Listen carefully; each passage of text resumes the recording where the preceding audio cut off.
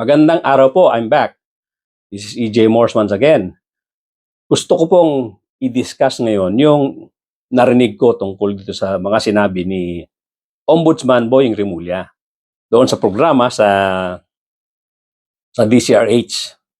Meron silang programa dyan tuwing Sabado na hindi ko na masyadong nasusundan ngayon dahil sa schedule.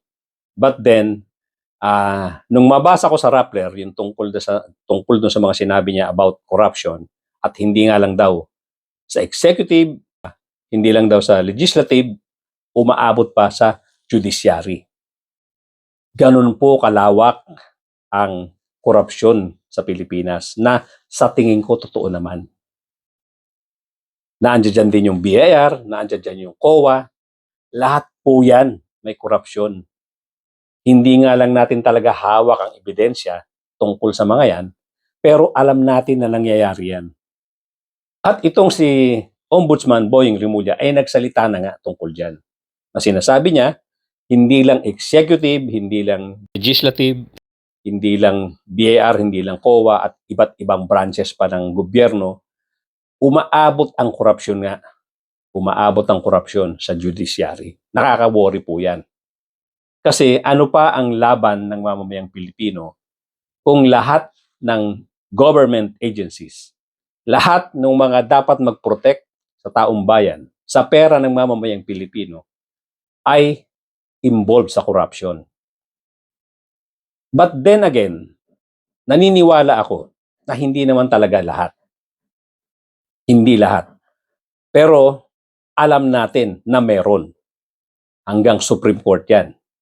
Ang Sandigan Bayan, isinight ni Ombudsman Boying Rimulya, pati yung mga kaso, itong sila Jok Bolante, itong PDAF na kung saan na-involved, itong sila Bong Revilla, itong sila Jingo Estrada, at yung yumaong si Juan Ponce Enrile. Na kung saan later on, na-dismiss nga ang kaso. Ito yung trinabaho noon ni Napoles, na ang kanyang presentation ay nagpa-funding siya doon sa mga government projects na mga non-existent. At ang ginagamit niya ay foundation. Pinadadaan niya ang pera sa foundation at yun nga, pinapasa niya papuntang mga politicians. So, ito yung isinight ni Ombudsman Boying Rimulya na patunay na pati ang Sandigan Bayan daw ay may korupsyon. Di ba original Ghost Project? PDAF. Original Ghost Project. Kalimutan na yung kanilang... Yung liquid fertilizer, di ba? Yan, oo. Saka yung PDAF, Original yung mga yan, original. Mga original. Hindi mo sa Metro Manila na puro Ay, semento meron. fertilizer. May fertilizer. Si Teddy Boy. Si Teddy mabigyan yan. Sino Makati. yung mastermind ng liquid fertilizer doon? Si Jok Bolante. Saan ba yun? Nandiyan, nasa kapis. Ano ba yun? Na-acquit ba yun? Oh, yeah. Di ba nung ano Yan naman na-convict, Nakakatawa nun yung sa Sa Makati. Sandigan Bayan, ang galing din mag-acquit. Oo. Sa Lahat ng Makati. dahilan para mag-acquit, meron ng Meron Sandigan sila. Bayan. Meron. Siyempre, hindi mawawala dyan. Meron din magagaling ng mga bugado. Bugado, mga gumagapang. Oo. Kaya nga yung corruption nga sa atin, huwag nyo sasabihin sa executive lang yan o legislative.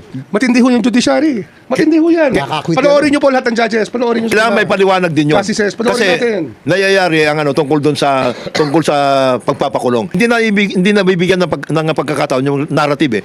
Kasi ang halimbawa ombudsman o kaya yung DOJ hanggang maglalagay lang ng kaso yan. Pagdating ng court na yun eh.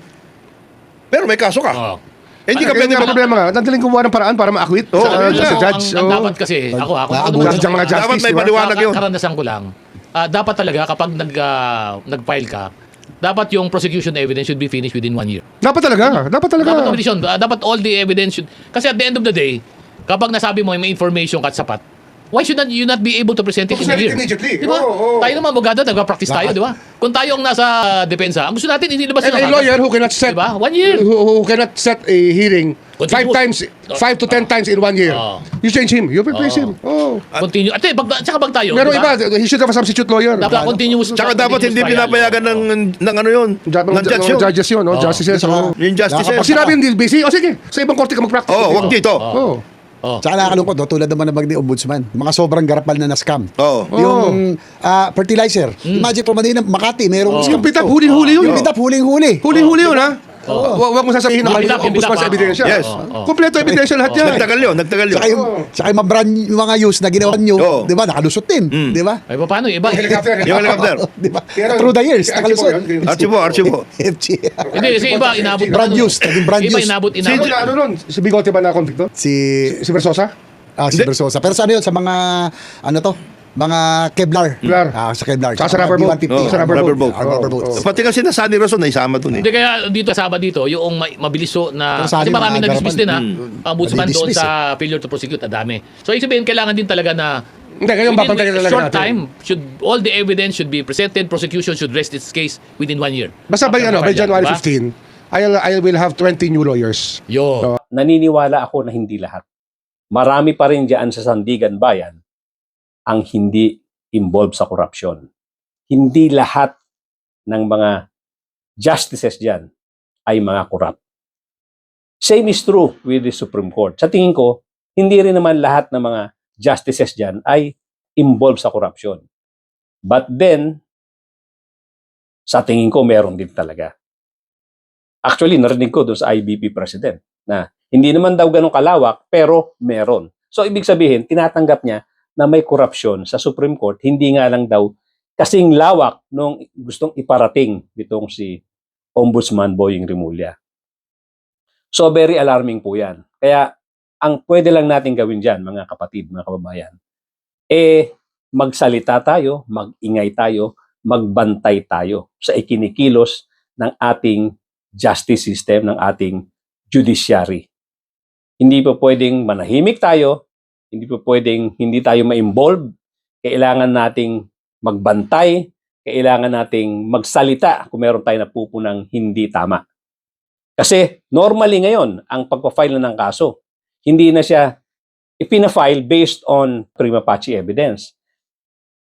Ang pagpa-file ng kaso ngayon, hindi na sila basta-basta nagpa-file kung hindi wala silang reasonable certainty of conviction. Ibig sabihin, kinukumpleto na nila more or less yung mga ebidensya at tinitignan na talaga nila kung walang masyadong ilulusot or walang ilulusot ang akusado. Kaya isa rin dahilan siguro yan, kaya itong kaso nila Chis Escudero, nila Joel Villanueva, nila Jingo Estrada at iba pa, ay medyo nadidelay. Naiintindihan ko po yan. Kasi alam natin, nakikita naman natin ever since, ang sistema ng ating judicial system. Alam po natin yan. Hindi siya ganun kabilis.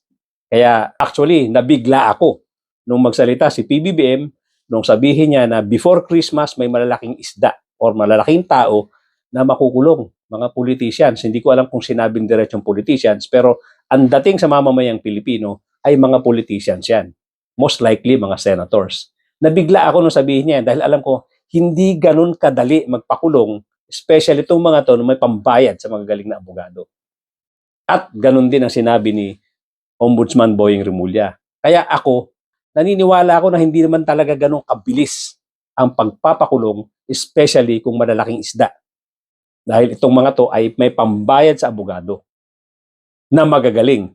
Ang problema pa nito, baka itong mga to ang ginagamit, most likely, ang ginagamit na pambayad sa abogado, yung supposed mga nakulimbat nila. Yun po ang pinakamasakit sa mamamayang Pilipino. Na pag nakawang ka na, ang pandepensa pa nila, yung perang na ulimbat nila. Yun po ang masaklap. Anyway, yun po ang narinig natin na balita galing kay Ombudsman Boying Rimulya na sinasabi ko sa ating mga mamamayang Pilipino, magbantay po tayo. Since ganito na po, alam na po natin kung gaano kalawak ang korupsyon dito sa ating gobyerno, mas dagdagan pa po natin ang pagbabantay, pag-iingay, pagsasalita. Punahin natin ang bawat kilos ng mga public servants na to na dapat tumino na sila para sa mamamayang Pilipino, para sa bayang Pilipinas. Maraming salamat po at hanggang dito lang po muna. Thank you so much for joining me today. Kung po sa mga bago lang sa aking channel, kindly subscribe, kindly hit the notification bell, pati na rin po yung like button. Mag-comment po tayo, pilitin nating masagot inyong komento at paratingin natin sa mga kinaukulan. At pakishare na rin po para lumaganap, lumawak ang ating information drive dito sa ating channel. At matulungang lumaki ang ating munting channel. Thank you so much once again, ladies and gentlemen, at mga kapatid, mga kababayan. Magkita-kita po tayo.